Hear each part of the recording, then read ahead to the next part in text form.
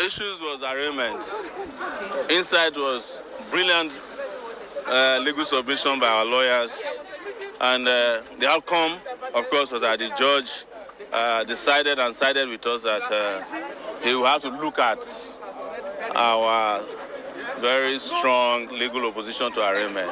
And he gave us the date in October. I think October 23rd, yes. It was my preference that we should do it in January 2026. But he said that that's too long. Because the reason I would have preferred January 2026 is that this case is not going anywhere. There's no reason to jam-pack the... But he's also a vacation judge, and vacation ended today. So there's limited authority as far as this is concerned. The case file must go back to the Chief Judge of the Federal High Court for reassignment. And I hope the Chief Judge is watching us not to reassign this case. I'm opposed to any attempts to muzzle the right of people to freely practice their religion and or associate or hold a thought. So the governor of Niger State, like other governors that I've criticized, they have no sense. What is the business of a governor asking, is he a preacher? If the governor wants to become a preacher, he should resign and go and join the priesthood. It's not his business to decide what, if a judge, if a preacher is engaging in inflammatory preaching, I think there are laws that the states can use to rein them in. But to tell a preacher to come and submit their sermons to you in advance, does the governor of Niger State know what is in there? Does he know anything about the Quran? Yeah? If he knows it, why is it that he should go and become an imam instead of being a governor? Foolishness. We are waiting for the ultimatum to expire now. Which day is that? You know, we are always ready for them, but at the expiration, ask them what would they do. No, man, they can't do anything. I don't look. Whatever they can do, we have been there before. So I say, let's go again. Nothing. Yes, but I must also say that it breaks my heart that more and more foolish people are in position of authority in this country.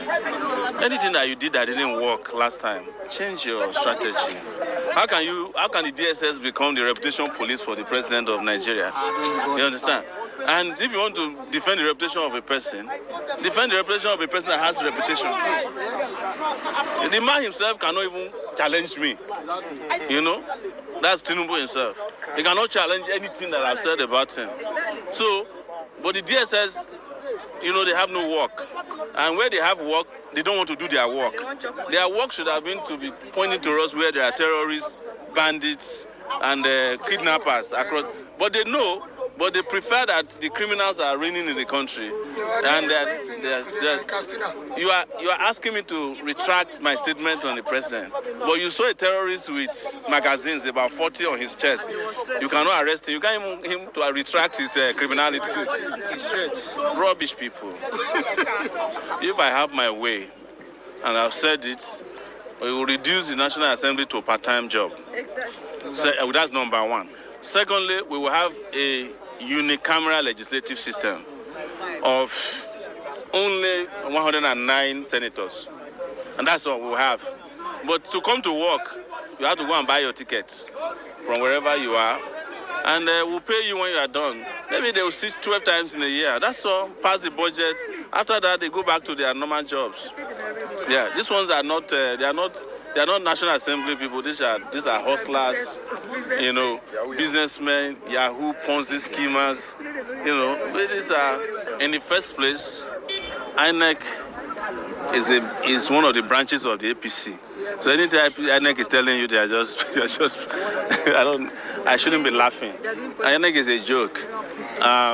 But whether they do early campaigns or late campaigns, what would have been important to me is for the Nigerian people to actually take a stand against the APC or any other political party that has betrayed them in the past, whether it's APC, PDP, or their junior sister or cousin or uncle in the ADC, or any one of these fake political parties. Their inability to deliver on any campaign, whether it is done early or late. That's the problem with Nigeria. So our problem our prescription for Nigeria for revolution has made it very clear that the idea of a heterogeneous Nigeria is an excuse.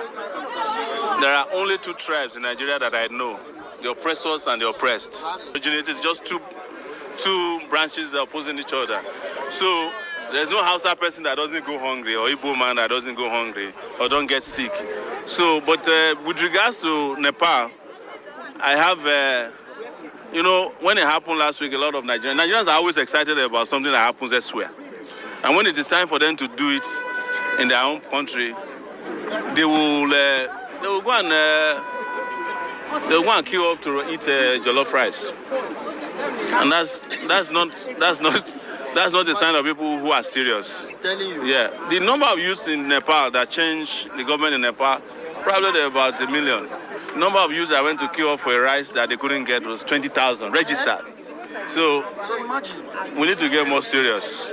That's my position. But rice does not stop anything. She's just that is her business, and she needs support. I didn't mention anybody's name. I don't even know who was cooking rice. But I know that there was a rice event last week, and the solution to every problem cannot be rice. Anyways, we are not practicing orizatocracy. Government for rice by rice. My issue with all the governors, those are the ones you know, is from the president to local government councillors, is that they are useless. And as a result, they must be called out to be who they are. They call their appropriate name. If you are useless to me, I'll say it publicly. So I have labeled the president, the governor. Taraba is so far the worst from the records we are getting. The governor, Taraba, it's better that Taraba doesn't even have a governor than the person that is masquerading as a governor there now.